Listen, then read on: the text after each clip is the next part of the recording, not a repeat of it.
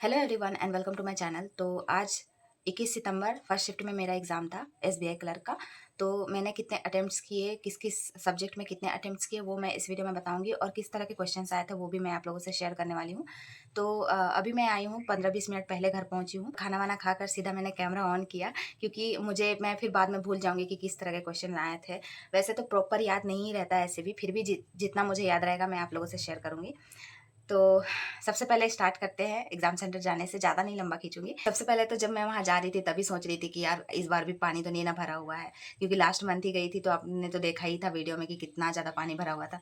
तो बस मैं भगवान से प्रे कर रही थी यार इस बार फिर डूब मतलब नदी पार करके जाना ना पड़े। पर चलो ऐसा कुछ नहीं हुआ इस बार, क्योंकि इस बार बारिश भी वैसा ज़्यादा नहीं हुआ था। उसके बाद एग्ज़ाम सेंटर में मैंने एंटर किया, जो भी प्रोसेस होता है सब कुछ हुआ। A4 मेरा रूम नंबर था, 171 मेरा सिस्टम नंबर था। तो वहाँ पे मैं बैठी अपने सीट पर और जैसे ही मैं पासवर्ड लगाने के लिए गई तो मेरा पीसी पूरा बंद हो गया। उसके बाद मैं तो डर गई, फिर बगल में थी जो भी हेल्प करती वहाँ पे, वो थी, फिर वो बोली कि आपका बंद हो गया? तो मैं बोली कि हाँ, बंद तो हो गया। तो वो बोली कि कोई बात नहीं है, हम आपका ट्रांसफ़र करा देते। उस टाइम पे एग्ज़ाम स्टार्ट नहीं हुआ था तो उतना पैनिक होने वाला भी बात नहीं था, फिर भी डर सा तो लग जाता है ना अचानक से क्या हुआ।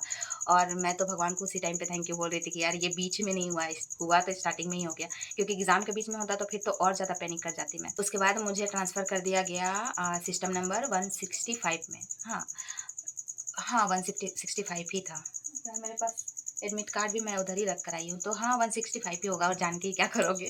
तो उसके बाद एग्ज़ाम स्टार्ट हुआ, सब कुछ जो भी कॉपी वगैरह करना पड़ता है, एग्ज़ाम स्टार्ट हुआ। तो फर्स्ट खुला था इंग्लिश, उसका सेकंड में खुला था क्वांट और थर्ड में रीजनिंग जैसा हमेशा होता है। तो चलो इंग्लिश से स्टार्ट करते हैं। तो उसमें क्वेश्चंस आए थे किस तरह के, मैं सीक्वेंस वाइज मुझे याद नहीं है तो यहाँ वहाँ से मैं बता रही हूँ। तो 5 आए थे एरर डिटेक्शन के, और एरर डिटेक्शन के क्वेश्चन बहुत ज़्यादा ईजी थे, बहुत ज़्यादा मतलब टेंस शायद 2-3 क्वेश्चन तो टेंस से ही थे, मतलब बहुत ईजी थे, पढ़ते ही तुरंत क्लिक कर जा रहा था माइंड में। मतलब ऐसा नहीं था कि अरे मतलब कन्फ्यूज़न होता है ना, इसमें भी एरर में भी बहुत बार कन्फ्यूज़न होता है, वैसा नहीं था। जो थोड़ा बहुत भी जिनका बेसिक वगैरह भी क्लियर है तो उनसे पाँचों के पाँचों सही बन जाएँगे। तो मैंने वो पाँचों बनाए। उसके बाद और था ये पैराजंबल, जो सेंटेंस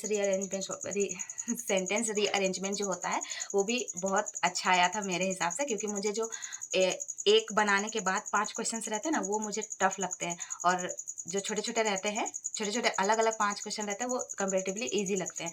तो वही थे, 5 थे या कितना था ये उतना तो याद नहीं है, पर उसके भी क्वेश्चन थे अलग-अलग, जो रहता है छोटा-छोटा, उसका रीअरेंजमेंट का मतलब 2 अरेंज कर लेते, 2 का पेयर मिल जाता था ना, तो ऐसा ही ऑप्शन दिया हुआ था कि 2 का पेयर मिलते ही आप क्लिक कर सकते हो उसमें, टिक कर सकते हो। तो इस तरह के क्वेश्चन थे। और था एक आरसी, लेकिन आरसी में मेरा क्या हुआ बता रही हूँ, मैं सारा क्वेश्चन कर ली, मैं मेरे से जितना हो गया, मतलब 100% श्योरिटी के साथ जितना हुआ उतना मैंने किया। उसके बाद आरसी में काफ़ी टाइम बचा हुआ था, फिर भी मेरे से आरसी का क्वेश्चन नहीं बना। मैंने 1 बार पढ़ा, 2 बार पढ़ा, पता नहीं उस टाइम पे क्या हुआ, मुझे खुद समझ में नहीं आ रहा, और उतना टफ भी नहीं था आरसी। आप मतलब किसी ने पढ़ा होगा तो आप बताना कि आपको भी पता होगा कि उतना टफ नहीं था। लेकिन उसका मैंने जो वोकैब से रिलेटेड था वो मैंने बनाया, फिलर नहीं बना पाई, और उसके क्वेश्चंस भी मैं नहीं बना पाई। मुझे इतना बुरा लगा कि इतना टाइम बचा हुआ था, काफ़ी टाइम बचा हुआ था यार, आराम से उसको 2 बार पढ़ के 2 बार क्वेश्चन आंसर्स भी लोग दे सकते थे। पर मेरे से क्यों नहीं हुआ मुझे समझ में नहीं आ रहा है, अभी भी मुझे समझ में नहीं आ रहा है। उसके बाद वो था क्लोज़ टेस्ट था, लेकिन क्लोज़ टेस्ट में जो हम लोग को फिल इन द ब्लैंक दिया हुआ रहता है मॉक में, वैसा नहीं था, ए, बी, सी, टी ऐसे करके था। मतलब कुछ लाइन लिखा हुआ था, उसका जो जहाँ पे फिल करना था वहाँ पे ब्रैकेट में ए लिखा हुआ था, फिर ब्रैकेट में बी लिखा हुआ था, ऐसे करके था। तो उसमें कितने क्वेश्चन थे याद नहीं है, लेकिन उसमें एक क्वेश्चन मैंने छोड़ दिया, एक में थोड़ा-सा डाउट लग रहा था, थोड़ा-सा ही डाउट लग रहा था, लेकिन मैंने उसको नहीं टच किया, क्योंकि देखो मॉक में मैं फिर भी रिस्क ले लेती हूँ, लेकिन वहाँ पे मैं बिल्कुल भी रिस्क नहीं लेना चाहती थी, इसलिए मैंने टिक नहीं किया। एक वोकैब से रिलेटेड क्वेश्चन अलग से आया था, जिससे नहीं होता है, जैसे कि मान लो कोई क्वेश्चन कोई एक वोकैब दे दिया, उससे रिलेटेड 3 सेंटेंस दे दिया गया, तो इनमें से किस सेंटेंस में वो फिट बैठ रहा है, उस तरह का क्वेश्चन था, एक था बस उसमें। तो वो भी उसका मीनिंग मुझे नहीं आता था, और कौन क्या था वर्ड वो भी मुझे याद नहीं है, आपको याद है तो आप बताना कमेंट में। तो उसका मीनिंग नहीं पता था, मैंने उसको देखते ही छोड़ दिया। और क्या था उसमें? यही सब तो था। और क्या क्वेश्चन था यार, और तो मुझे याद नहीं है, इसमें इंग्लिश में इतना ही याद है। उसके बाद क्वांट में बताती हूँ। क्वांट में सबसे पहले अरिथमेटिक से स्टार्ट हो रहा था, 1-2 क्वेश्चन, 3-4 क्वेश्चन थे अरिथमेटिक के शुरू में ही। उसके बाद मैंने जल्दी-जल्दी से पार करके सबसे पहले मैंने वो क्या कहते हैं उसको सिम्प्लीफिकेशन ढूँढा। वो ईज़िली बन जा रहे थे, मतलब उतना कैलकुलेटिव नहीं था और ऑप्शन से भी टिक हो जा रहे थे, उतना ज़्यादा लेंदी भी नहीं था। तो आराम से वो मैंने जल्दी-जल्दी से बना लिया। सिम्प्लिफिकेशन के कितने क्वेश्चन थे, लगभग 10 होंगे, मैंने काउंट नहीं किया। उसके बाद मैं सीधे चली गई डीआई पे। तो डीआई जिस पहले डीआई ही मुझे लगा कि हाँ, ये मुझसे बन जाएगा, तो वो मैंने पहले टच किया। तो वो डीआई था ए और बी का था, ए और बी दिया हुआ था और 3 गेम का नाम दिया हुआ था, क्रिकेट, फुटबॉल, हॉकी ऐसे कुछ करके 3 गेम का नाम दिया हुआ था और क्वेश्चन डायरेक्ट थे, ईज़ी-ईज़ी थे, उतना टफ नहीं था। एक क्वेश्चन था मतलब थोड़ा-सा घुमा हुआ, 1 या 2 क्वेश्चन, तो वैसा कुछ ज़्यादा कैलकुलेटिव नहीं था, वो बन गया।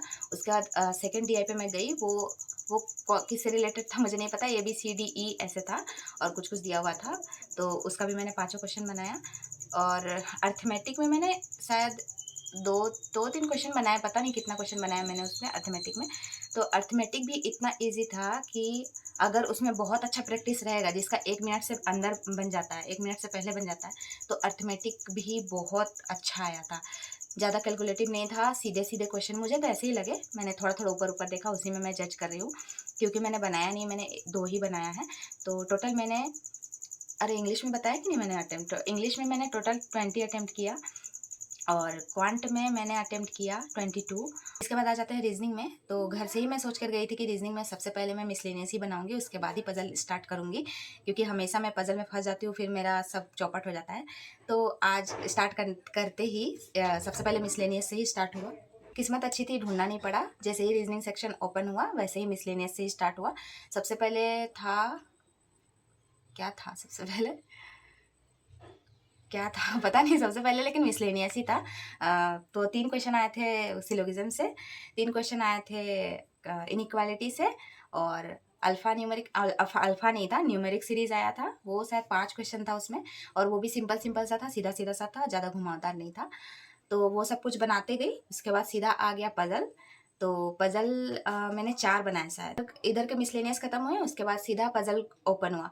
तो मैंने सोचा कि चलो अब इतना मिसलेनियस बना लिया तो अब पज़ल बना लेते हैं और पज़ल, पहला ही पज़ल मुझे लगा कि ये बन जाएगा, फ्लोर बेस्ड था।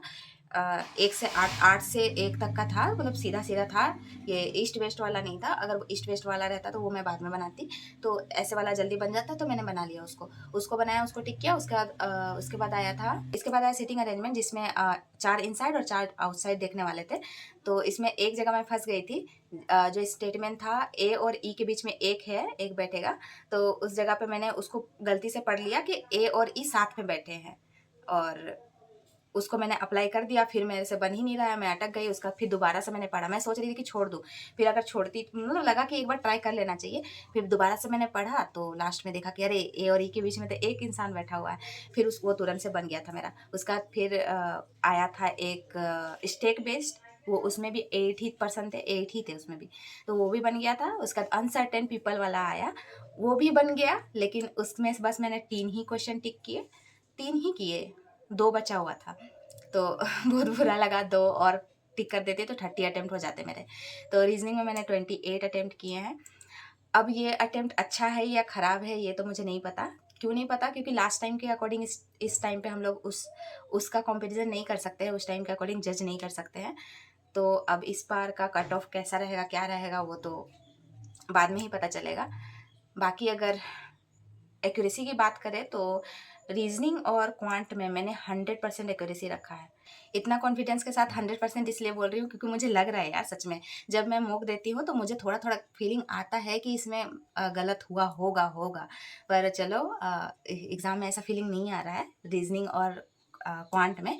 बाकी इंग्लिश का बात करूँ तो 20 मैंने अटेम्प्ट किया, थोड़ा-सा भी मैंने तुक्का नहीं कहीं पे लगाया, थोड़ा-सा भी नहीं लगाया तुक्का। जहाँ पे भी लग रहा था ना, थोड़ा-सा भी 2 भी ऑप्शन में डाउट लग रहा था ना, तो उसको मैं नहीं कर रही थी। तो और उतना टफ भी नहीं था, तो उसमें भी एक्यूरेसी 95% रख सकते हैं। 95 इसलिए क्योंकि इंग्लिश में कितना भी कर लो यार, गलती तो निकल ही जाता है। तो इसलिए 95% एक्यूरेसी मैं उसमें बोलूँगी। तो चलो ओवरऑल मेरा 70 अटेम्प्ट है, जो कि लास्ट टाइम से एक कम है। लास्ट टाइम मैंने 71 अटेम्प्ट किया था। आप भी अपने अटेम्प्ट्स बता दो, किस में कितना अटेम्प्ट किया है और ओवरऑल कितना अटेम्प्ट किया है। मतलब अच्छे स्टूडेंट ना 95 तक भी अटेम्प्ट कर सकते थे, इतना ईज़ी क्वेश्चन था। पर मैं नहीं हूँ तेज़। आपने कितना अटेम्प्ट किया है इस शिफ्ट में और किस-किस सब्जेक्ट में किया है कितना अटेम्प्ट, वो सब कुछ बता देना। इस शिफ्ट का क्या, जिस भी शिफ्ट में आपका एग्ज़ाम हुआ, जिस भी डेट में हुआ, आप अपना अटेम्प्ट्स बता देना। बाकी देखो मेरा अटेम्प्ट उतना अच्छा नहीं है, अच्छा इसलिए नहीं है बोल रही हूँ क्योंकि लेवल जो क्वेश्चन के थे और मतलब इतना बैक टू बैक एग्ज़ाम देने के बाद इतना कम अटेम्प्ट एक्सपेक्टेड नहीं था, लेकिन ठीक है 70 में भी मैं खुश हूँ। अब क्या ही दुखी हो गए कुछ नहीं कर सकते हैं, बस क्लियर हो जाए होप सो। और अभी तो अब मैं मेंस का प्रिपरेशन स्टार्ट कर दूँगी, अब क्लियर हो चाहे नहीं हो, क्योंकि देखो मेंस का इसका स्टार्ट करूँगी तो फिर आगे आईबीपीएस का, आरआरबी का सबका मेरा उसमें हेल्प हो जाएगा और इसका क्लियर हो जाएगा तो और अच्छा है। तो देखते हैं क्या होता है, होप फॉर द बेस्ट। बाकी इतना अटेम्प्ट में क्लियर होने का कितना परसेंट चांस है आप लोग बताना, और मिलते हैं नेक्स्ट वीडियो में। नेक्स्ट वीडियो में भी ब्लॉग शूट करूँगी मैं, अभी तो नहीं, अभी थोड़ा सा तबीयत ख़राब है, थोड़ा सा ठीक लगेगा उसके बाद मैं ब्लॉग शूट करूँगी। तो कल से प्रिपरेशन पे फोकस करते हैं मेंस का, और आप में से कितने लोग अब मेंस का तैयारी करेंगे वो आप लोग बताना। तो मिलते हैं नेक्स्ट वीडियो में, बाय।